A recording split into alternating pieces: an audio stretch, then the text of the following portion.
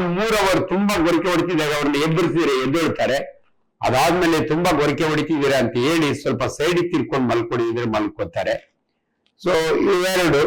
And ಕೆಲವೆಲ್ಲ home remedies ಇದಾವೆ. ಮಲ್ಕೊಳ್ಳೋ ಬೆಳ್ಳುಳ್ಳಿ ತಿಂದು ಮಲ್ಕೋ, ಒಟ್ಟು ಎಡಿಮ ಕಡಿಮೆ ಆಗ್ಬೇಕು, ಉಸಿರಿನಾಟದ ಇದ್ರಲ್ಲಿ ಆ ಊತ ಕಡಿಮೆ ಆಗ್ಬೇಕು, ಅದರಿಂದ ಬಿಸಿನೀರು ಕುಡಿದು ಮಲ್ಕೋ ಅಂತ ಹೇಳ್ತಾರೆ. ಇವೆಲ್ಲ not proven but home remedies ಅಂತೀವಿ ನಾವು.